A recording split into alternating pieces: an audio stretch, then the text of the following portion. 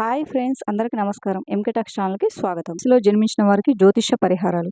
అనేక రకాల సమస్యలు, కష్టాల నుంచి బయటపడడానికి, అనేక రంగాలలో మంచి ఫలితాలను సాధించడానికి మరియు జాతకరీత్యా కలిగే దుష్ప్రభావాలు తొలగిపోవడానికి సింహరాశి వారు క్రింద తెలిపిన జ్యోతిష పరిహారాలను పాటిస్తే మంచి జరిగే అవకాశం ఉంటుంది. 1. సింహరాశి వారికి రవి, కుజ, రాహు, గురు మహర్దశలు యోగిస్తాయి. శని దశ కూడా బాగానే ఉంటుంది. వీరికి శివార్చన, ఆంజనేయార్చన మేలు చేస్తుంది. 2. సింహరాశిలో జన్మించిన మఖా నక్షత్రం వారు నవముఖి రుద్రాక్షం ధరించాలి.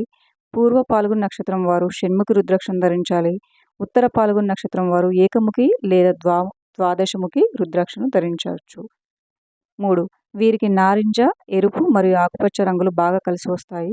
పచ్చరంగు దుస్తులు ధరించడం వల్ల వీరికి విజయం చేకూరుతుంది. 4. సింహరాశి వారి అదృష్ట సంఖ్యలు 1, 4, 5 మరియు 9. వీరికి ఆదివారం మరియు సోమవారం బాగా కలిసి వస్తాయి. ఆ రోజుల్లో వీరు తలపెట్టే పనులకు ఆటంకం ఉండదు. బుధ, గురువారాలలో ఎటువంటి పనులు తలపెట్టకపోవడం మంచిది. మీ దాయాదులు, బావమరిది, బావ మరియు ఇతర బంధువులతో మంచి సంబంధాలు కొనసాగించండి. ఇది మీకు అనేక విభిన్న దృక్పథాలను మరియు విభిన్న అవకాశాలను ఇస్తుంది.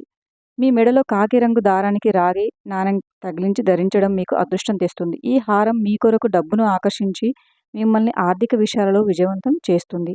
ఏదైనా ముఖ్యమైన పనిని ప్రారంభించే ముందు, శుభ సందర్భాలలో ప్రధాన పనులకు హాజరయ్యే ముందు మీరు తీపి పదార్థాలను స్వీకరించారంటే ఆ ప్రత్యేకమైన పనిలో మీ విజయ అవకాశాలు పెరుగుతాయి.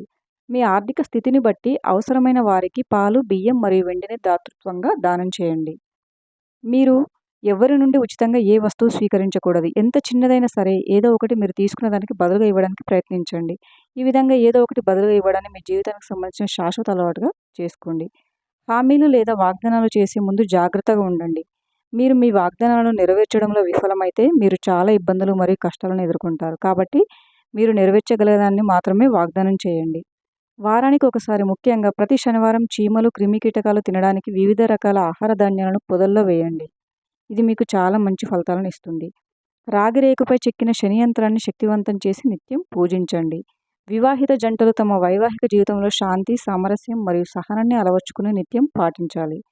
ఉద్యోగ ఇంటర్వ్యూ లేదా వ్యాపార సమావేశం లేదా ఏదైనా ఇతర ముఖ్యమైన పని కోసం వెళ్లే ముందు కొన్ని తీపి మిఠాయిలు తిని వెళ్ళండి. మీ ఇంట్లో శ్రీయంత్రాన్ని పూజించండి మరియు దాని ముందు నెయ్యి దీపాన్ని వెలిగించండి.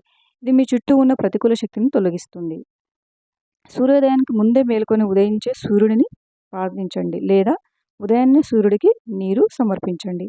Thank you for watching friends. ఈ వీడియో కనుక మీకు నచ్చినట్లయితే వీడియోని లైక్ చేసి మరిన్ని వీడియోస్ కోసం మా ఛానల్ని సబ్స్క్రైబ్ చేసుకోండి.